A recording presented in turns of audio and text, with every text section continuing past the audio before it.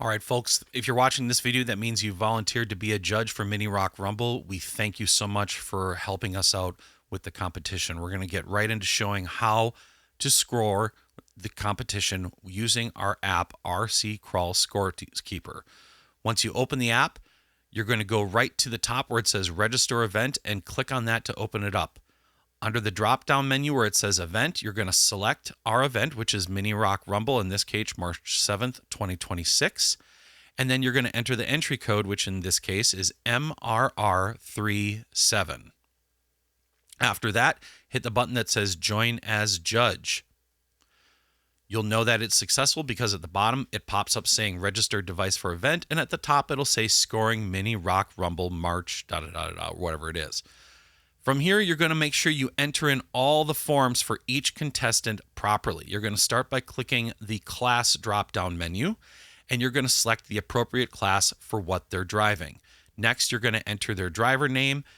In this case, we'll put in the name Joe Driver, and then you're going to make sure you put in the appropriate course. If they're running 30th scale, it's standard tile. If it's 24th or 18th scale, it's XL tile. After that, we have the group. We've kept the groups to be the same as the class, so make sure that the group matches the class. And then lastly, in the bottom, put down your judge name.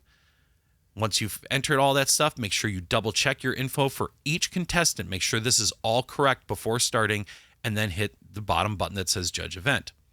From here, we're going to get started with our judging portion. Now, at the top, there's a play button.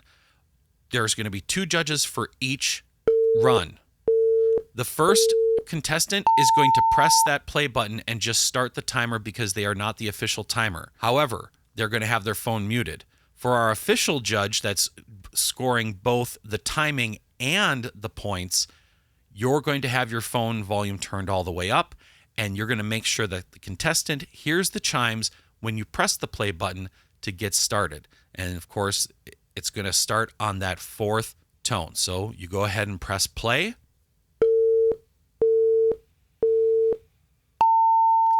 And that is when the contestant will begin. So remember, one judge will just be pressing that play button to get it going.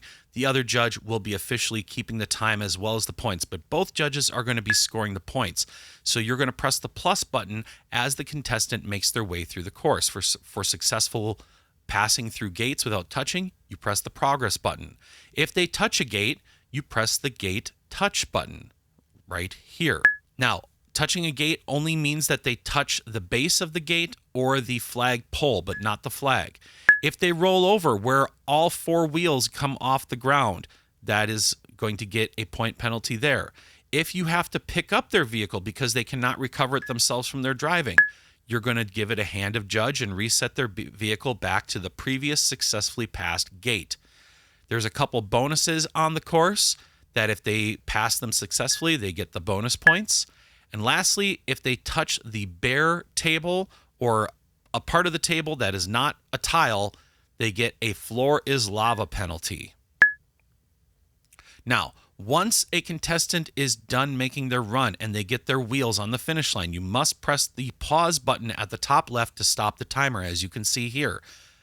That is the official time from the timekeeper judge for their course run. After you have both paused your timers, you are going to go and compare your scores to make sure that they line up and match. Both judges should have the same scores at the end of each run. If they are different, you need to discuss between the two of you where one of you might have gotten off on your judging. So for example, if somebody touched a gate and you missed hitting it, you should have a gate touch. If they missed a progress touch where their point should be 3 points lower, then you do that. Once you agree on your scores, you go ahead and hit finish and hit save crawl. Now, if the person who ran did not finish, they did not get their wheels to the finish line because they pointed out or ran out of time, you're going to click that did not finish button, the DNF button. If they did not finish, you hit yes, apply DNF.